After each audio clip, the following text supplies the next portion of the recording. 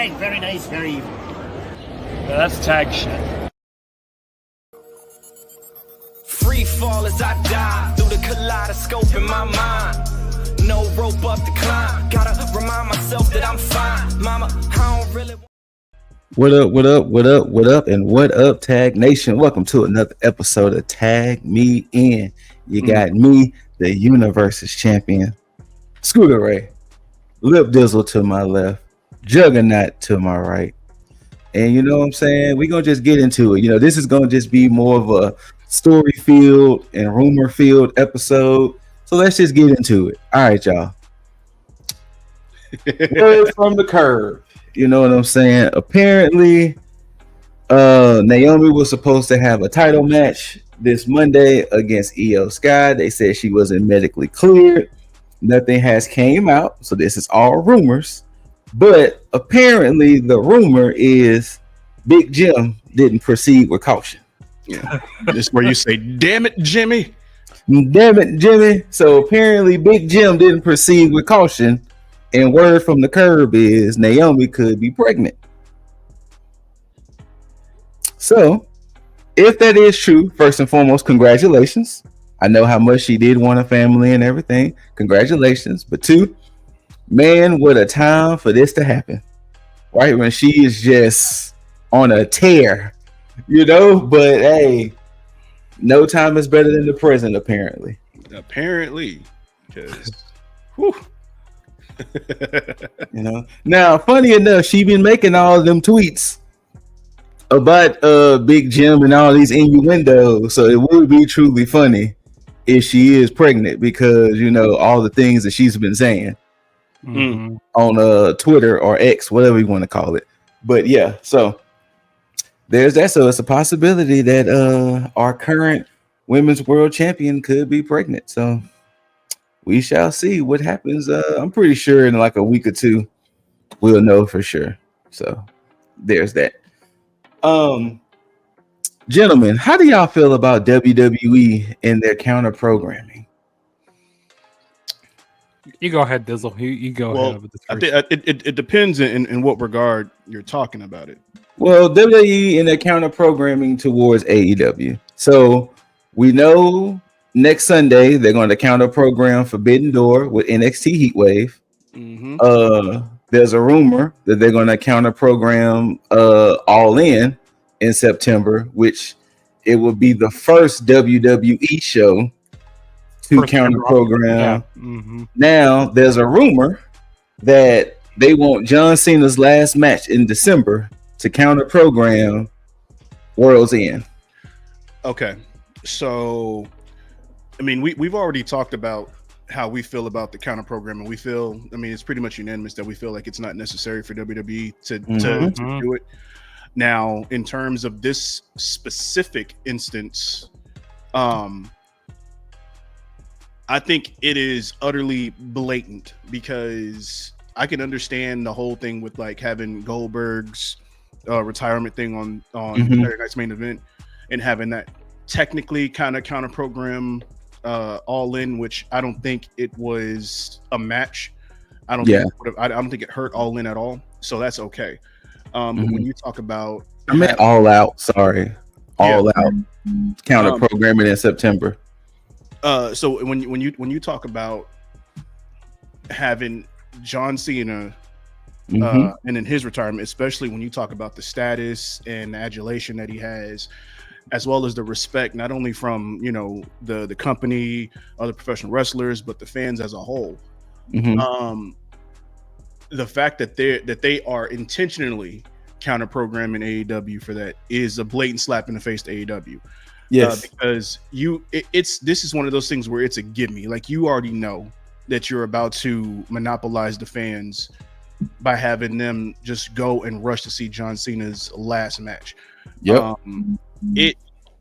It's not fair, and I think this is this multiplies significantly how I felt before when we talked about the counter programming of WWE to AEW. This is just it's not warranted. Like, you could have easily, you know, WWE has the opportunity and the privilege to be able to call their shots at almost wherever venue that they want, especially when you talk about a John Cena retirement. Who's not gonna want to go and be in-house for something like that? You can sell that out in a weekend. Yes. If there was any doubt, if there is still a shred, like a morsel of people that still don't believe that WWE is not doing this intentionally, and this does not wake you up, you are absolutely as delusional as Goldberg. Well, Dizzle, since you just said that, hold on, Juggs, hold on, because I'm a counterpoint, not counterpoint, but I'm gonna add to what Dizzle just said. So apparently, according to Uncle Dave, Dave Meltzer, he's mentioned that WWE is hard countering AEW programming because they want to stop them from getting another media rights deal. They want to put TNA in that second position because they can control them. His exact statement: WWE really wants TNA to become the other promotion that they can control. This is a major full court press. They just want Tony Khan out the box, and they know if the numbers stay good, he's going to get a renewal at a much bigger number, just like they did. He's already very profitable. The number will make him incredibly profitable, and they'll never get away from him or anything like that. So they feel that they need to make sure this is the last contract. So that was from Dave Meltzer. Whether you believe him, whether you don't, it's kind of put out there. But go ahead, Juggs. What was you gonna add on to it? Yeah, they've been doing this counter programming for a while, and it's kind of petty, at this point. I don't like it. Because AEW, they have these shows set out and like, oh yeah, let's just bring it. WWE goes like, oh yeah, let's just have a WWE PLE. Because like there wasn't even one like scheduled in September. And like, no, oh, yeah. Like, oh yeah, let's just have a main roster PLE on the same day as All Out. That's really petty right there. And they're gonna try to make it like, have all the big names on there, probably like Brock Lesnar and John Cena on that show or something. But like, I don't know. And also the whole stuff with like TNA, that's not going to be able to go up against AEW. I'm sorry. I mean, I like TNA and all, but I can't go up against AEW on Wednesday. What's gonna end up happening a little bit with AEW. I mean, sorry, with WWE and AEW. It kind of feels like that dad who keeps telling the daughter, "Don't date that dude." That's what it's going to kind of feel like. You're going to keep as WWE basically keep telling people not to watch AEW, don't look at AEW. Yeah. Then eventually people going to be like, "Well, let me go see what AEW is about." The reason why they want to keep me away from them so much. And then of course you got all the you got the tribalism out there going like you got your WWE people going like like talking all bad about AEW, and then vice versa. You got the you got AEW fans talking all bad about WWE. I mean, I don't know why we just can't enjoy wrestling. Well, go ahead, Dizzle. To Scoot's point, I mean, because this is one of the things where it's going to play against WWE as a whole, because again, remember back in mid to late 90s, WCW did the same thing. Remember when they did the whole thing where they used to go about an hour longer, and then they did the whole infamous thing where they're like, Mankind, if you want to go, if you want to turn over to see that, and then literally everybody went over there and turned to see it. Yep, exactly. So that's going to be the thing that I would assume would be the one thing that sparks interest back into AEW with whatever they have lost. Because I mean, they're pretty much, I don't want to say stagnant, I want to say they're steady at the moment, because they're at risk of being stagnant, but they're definitely steady right now. And if there isn't interest now and WWE keeps doing the same thing, it's going to get to a point where they basically shoot themselves in the foot the way WCW did. And also these ticket prices, and also like, I don't know how people are affording to go to all these shows, and like, there it is. And also, there's also been rumors about having 2 WrestleManias a year, like one in the United States, around April. Like, and honestly, this whole thing really reeks of when ESPN got UFC. how there was how UFC used to be like once every 3 months or something like that, and the next thing you know, we started getting UFCs every month. Then when it went to ESPN and ESPN Plus, it was like, hey, not only do we got a UFC every month, but like almost every 2 weeks, we're gonna give you another UFC, and it's like, god damn, like this is what this is starting to sound like. And also, there, there's rumors about them having so the other WrestleMania is going to be international. Like I heard, guess where it's going to be at? Guess where they think about putting it at? Oh, it'd be Saudi Arabia. Yes, you got that correct. So would they make that 2 nights over there as well? Oh, most likely. God. Most likely. And that's TKO and WWE being, or TKO being $3 billion. Was it $3 billion or $3 million? I think it's $3 billion. It should be billion at this point. Yeah. They're in so much debt, so they're trying to get go get that blood money from them. Like I don't know, WWE's has been really petty. I don't like it at all, and it's just somewhat like it just wears you out to a point. And they don't need to do all this counter programming with AEW. They don't. Well, it's not necessary. No, you're good. Funny. I'll say, funny, because this can kind of roll into the big story, because WWE, if they want to start doing 2-night manias and 2 manias a year and this, that, and the third, you would think they would want people who are favorites to be at said shows, but obviously things are a little weird, and that leads to the curious case of this man here, Karrion Kross and Scarlett. So, as we know, as of now, he's without a contract. They as in WWE let their contract expire. Pretty much WrestleMania was SummerSlam was like his swan song. Mm-hmm. I got a chance to watch that documentary, the part 2. I didn't get a chance to watch part 1, but I got a chance to watch part 2. And the things that is crazy is the fact that what's wrong with Kross? That's where it just comes down to at the end of the day. Like, what's wrong with Kross? Like, why can't a Karrion Kross, who obviously y'all see it as being loved by fans, can't get a chance? That kind of reminds me of the whole like how CM Punk was, back in like 2013, 2014, around that time, like when he was, or maybe like 2011 or so, like airing out his, what was it? He's doing his old pipe bomb stuff, and how Karrion Kross, he did that whole shoe on whose podcast was that? Sam Roberts. Yeah, Sam Roberts podcast. Doing that whole shoe call. Like, was that a work or was that real? There, people can figure it out. And you can see all this love for Karrion Kross, and you see, the bright mind he has, for the wrestling business and like his character. Yeah.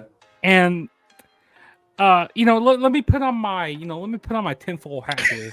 Okay, let me put on my tinfoil hat. Okay, so let me kind of work this out a little bit. So Paul Heyman on the documentary said something about you have let his contract expire. You do the whole we want Kross chance. Around all these different arenas. See if it actually starts to ramp up more. And then you bring him back, when it's at its peak. Because we didn't really see much this week on Monday Night Raw when they were in, where were they at? Like Queen City, like they were in Canada and stuff. Quebec, yeah. We didn't really see it this much when they were on Raw. But yeah, I feel like this is a working way, but I don't know. It could be that he's gonna go elsewhere. Because if they don't give him what he wants, I don't know. It's very interesting. You guys want to chime in? Well, I know Dizzle has some bars to get off. Yeah. And this is gonna pretty much segue into my whole get it off your chest thing, because first and foremost, I have to rescind a lot of stuff. Well, not a lot of stuff, but a few things that I said, because I was very vehement in the fact that Karrion had secretly signed, and it was a whole ploy and stuff like this. But I had the opportunity to watch Karrion Kross or Kevin Kaser watch his interview on Ariel Helwani. Okay, now I didn't get a chance to watch that interview yet. Okay, well, I'll give you the clip notes on it. So basically, they did offer him a contract earlier this week. They basically said that he had 24 hours to sign it. He had requested basically, as far as like how they got to the number that they got to, which what they were offering him. Because that was his whole deciding process on if he was going to resign, because he wanted to know like what the value was and not necessarily the monetary, because he didn't really care about the dollar sign, because I mean, I'm pretty sure WWE it's good, but he wanted to kind of see how they got to the number in terms of how they valued him. And they told him after he asked it that he had 24 hours to sign, and so he didn't, obviously. They didn't offer Scarlett a contract. He did inquire about that. And they basically told him that they pretty much get to the whole Scarlett thing as far as her contract stuff after they dealt with him. Yeah. So of course, at this point, there's still nothing. He said that he's still, at the table, so to speak. He did state that, he does want to be in WWE, both him and Scarlett. So he's not above, talking to them as far as trying to reach a deal. He did state to Ariel, because Ariel did ask him up front, is this whole thing right now a work? And he said no. He says, right now, I'm not the character right now. Like, I'm talking to you as Kevin.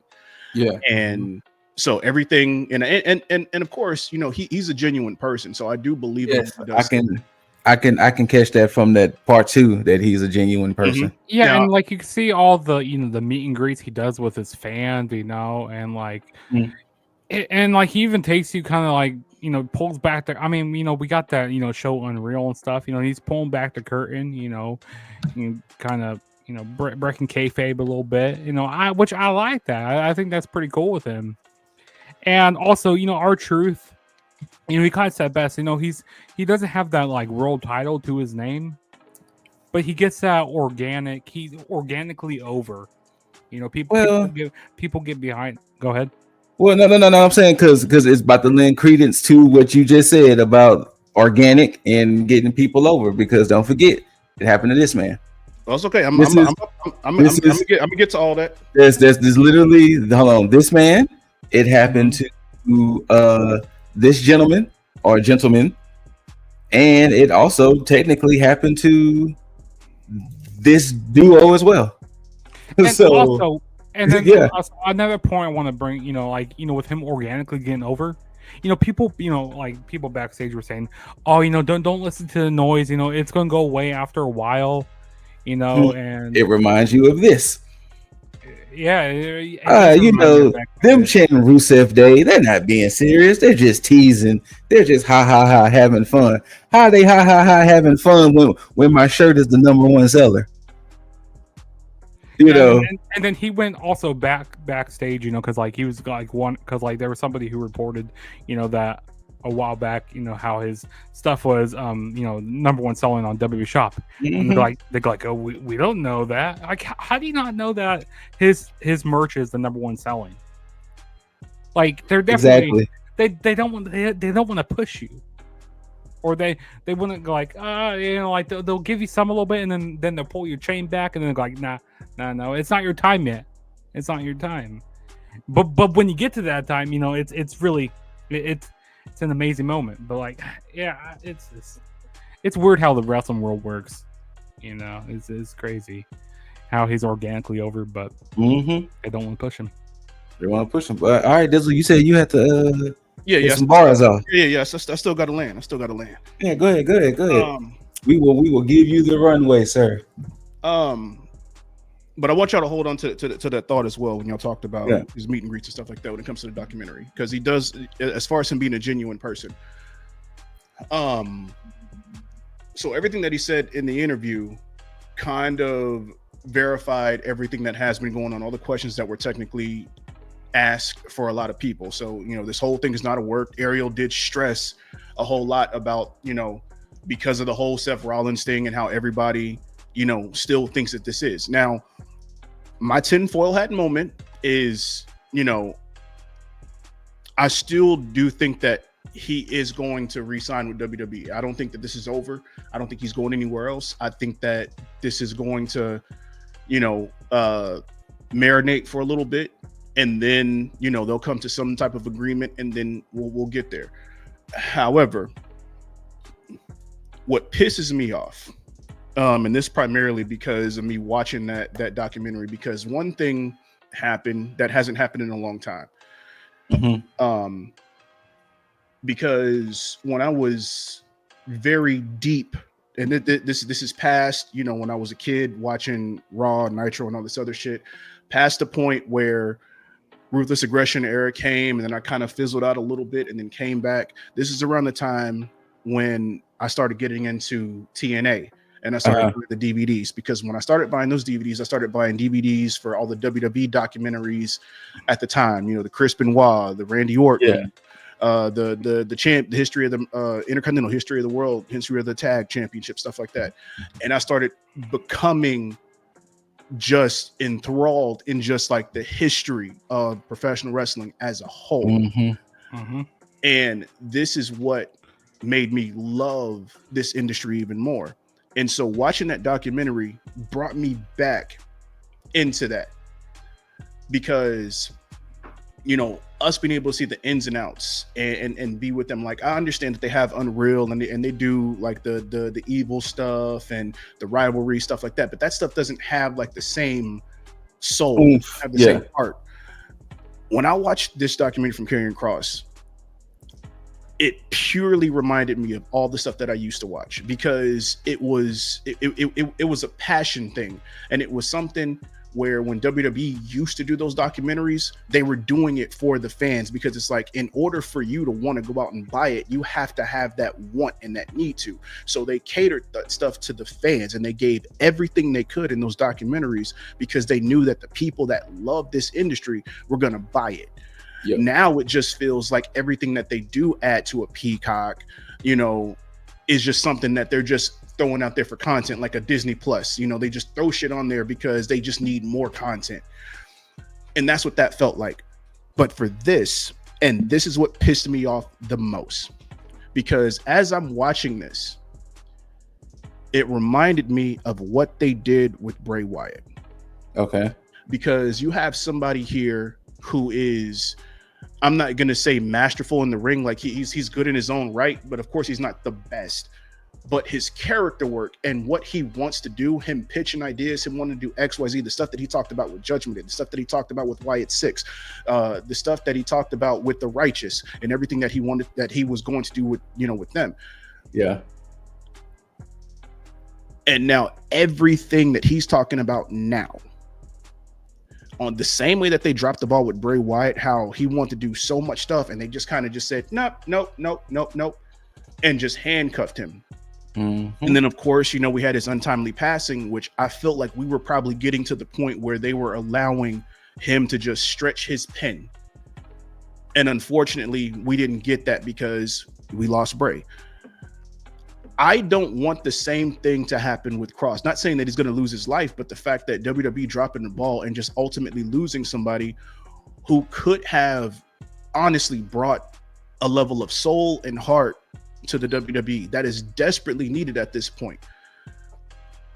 And I'm not saying that you have to listen to the fans on everything, but if you just look at Kross as a whole, watch that documentary and just look at him,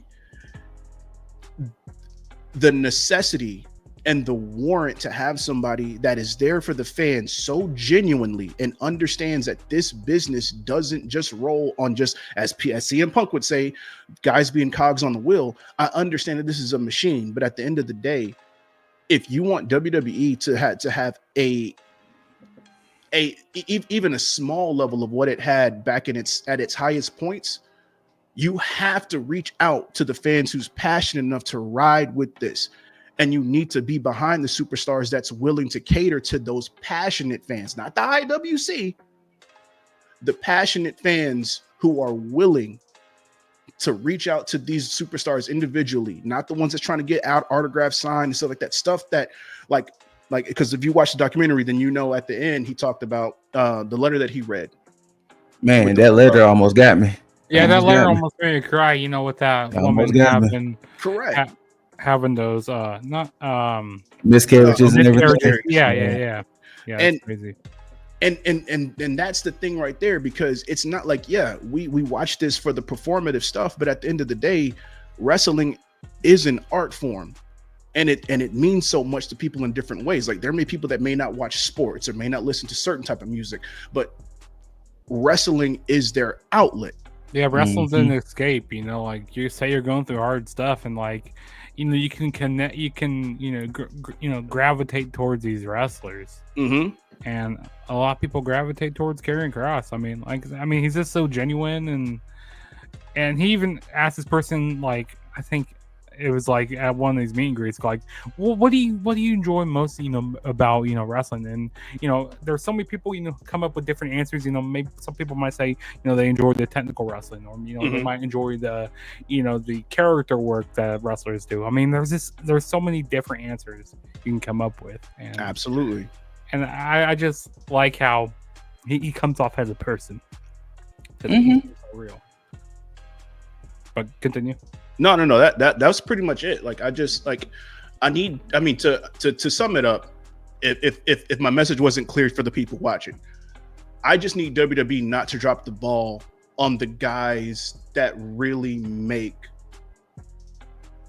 the company move in the direction that it needs to go in. Not guys that's just there to get a paycheck and to just do moves in the ring. Guys that actually are the heart and soul of this business. Yeah. And there's plenty of them here, but there's not that many that have a voice, like a CM Punk, like a John Cena, like a Seth Rollins. There's other guys as well, like a Karrion Kross, like a Sami Zayn, like a Bray Wyatt. Yeah, man. It upsets me. It upsets me because this is a thing that tends to drive the passionate people away, because when you get too commercial with certain things, you lose the people that got you to the dance in the first place. Yeah. And so this was somebody, so this is one of the pages I follow on IG, and I want to get y'all thoughts on this. Okay. Karrion Kross and Scarlett are officially done with WWE. And let's be real, he was never anything special. Sure, he could talk, but once the bell rang, he was painfully average. Not a single match of his is worth going back to. His best work, in quotations, all in NXT, and that's only because of guys like Ciampa, O'Reilly, Cole, Pete Dunne, and Santos Escobar worked their asses off to make him legit. Drew's lowest point in recent years was feuding with Kross, and the same goes for both Bobby Lashley and Sammy. If his in-ring skills matched his presentation, he'd be a main eventer. We need fewer Karrion Krosses, Jey Usos, Joe Hendricks, and Trick Williams, and more Gunthers, Obafemis, Swerve Stricklands, and Braun Breakers. Okay, I'm going to agree with the initial statement of that. Like, I understand that, yes, when it comes to people being average, nobody wants to watch it all the time, and that's understandable. However, you can only go so far with in-ring work, because especially if they handcuff you. Yeah, and especially when he's handcuffed, then he can what he's limited to do in the ring. Because if you go watch his, like he mentioned, you go watch his NXT stuff. You even go watch his indie stuff, even when he was in TNA, his TNA stuff was I love this TNA stuff, like what he did with Sami Callihan. Just to say someone right there, and with his world title run that he had there, chef's kiss. Like if you haven't seen that title run, definitely check it out. Well, I mean, even with that stuff, I mean, it's fine to again to have all that stuff because I mean, look, even if you look at the indies, and I'm gonna trail off a little bit slightly to make my point, but if you look at Ricochet and Will Ospreay, and back in the day when you had Vader criticize them, you know, about everything seeming so rehearsed and how they did, everybody loved watching it.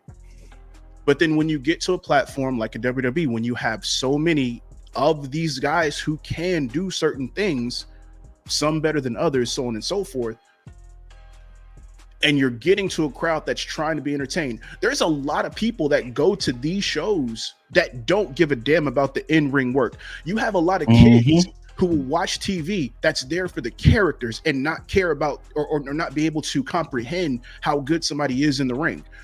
So yeah, that's true. I mean, I have a friend, he's a casual fan, and he really only watches for the promos. That he can really care less about the in-ring work until it comes like to the PLEs. But yeah, he's more watching for the promos and like the character work.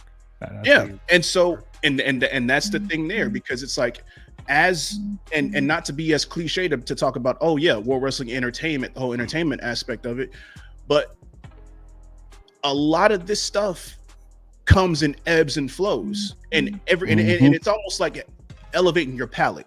If you're a kid and you're watching WWE and you plan on being somebody like us who grew up with the company, to where, yeah, we like the DX, we like the NWO stuff, we like, Jeff Hardy, because we like the cruiserweights, and we like all the guys who did the high flying stuff because, it catches our eye. We're not looking at the technical aspect of things.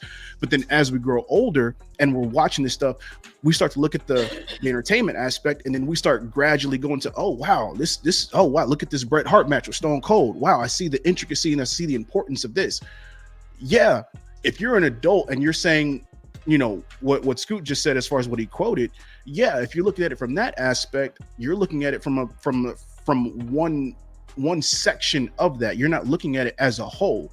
And yeah, just like I said, Karrion Kross may not be the best in ring, but his character work is going to be something that's necessary, because when it comes down the line, if he ends up not working in the ring anymore and they need somebody to work backstage to help with creative, he's the person that you're going to go to, because he's going to help elevate everybody else in that same area.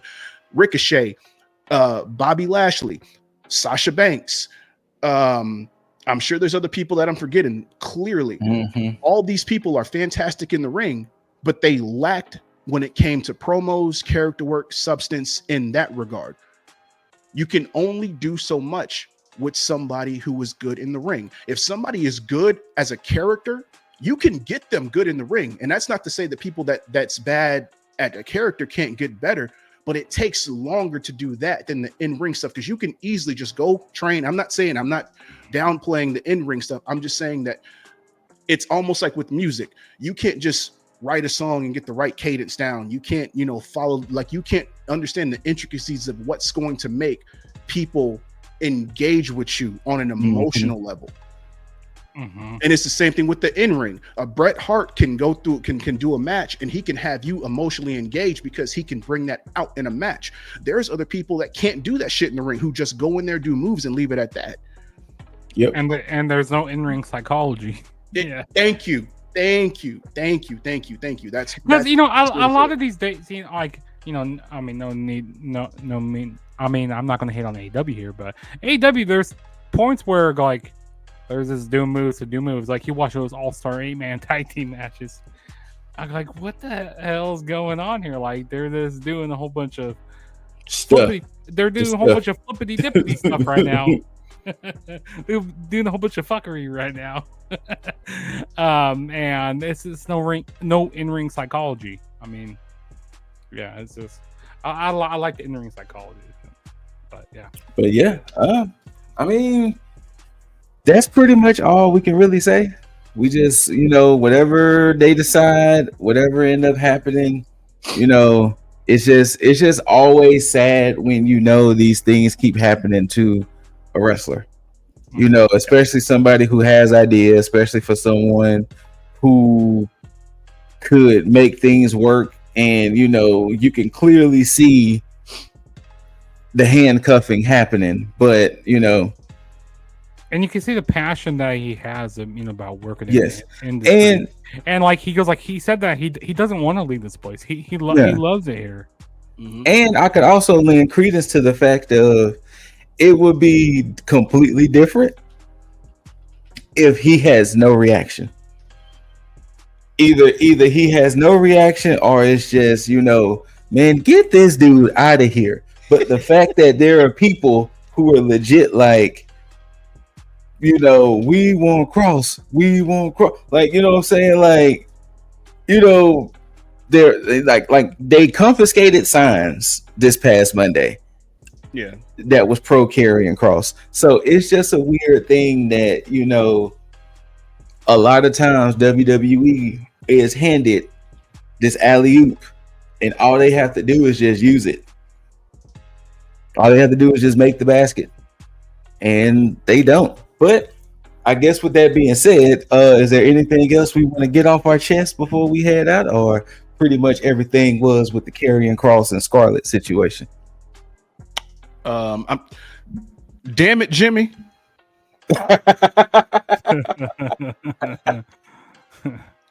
Hey, I'm gonna just get mine off right quick. Hey, Bret Hart, we get it. We understand. We get it. They invited you to SummerSlam. They said they didn't have a seat. You ain't got to go scorch earth. We get it. We get it, Bret. We get it. Juggs, you got anything you want to get off your chest? Not really. No. Mm-mm. All right, Dizzle. Well, you know what I'm saying? Go ahead and do that beautiful sign off. Yeah, I mean this was a quick one, sorry that y'all, if y'all wanted something more extensive this week, ain't really much out this week. Outside of like Raw recaps and all the other shit, but hey, Raw wasn't really as eventful as we would want it to be, but it kind I of digress. Whether you loved it, hate it, don't forget to rate it, thumbs up, thumbs down, leave all your comments, questions, concerns down below.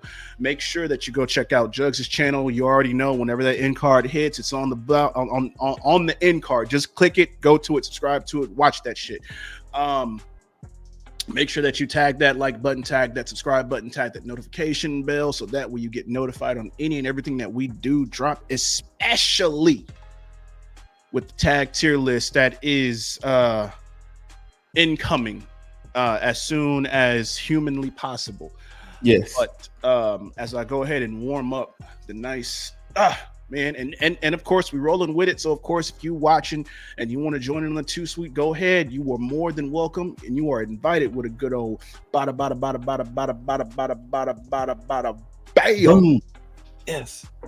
Now, until you see these handsome faces and you hear these immaculate voices, we bid you all adieu. And until next time, you beautiful, beautiful, beautiful, beautiful mother effers, tag the fucketh out.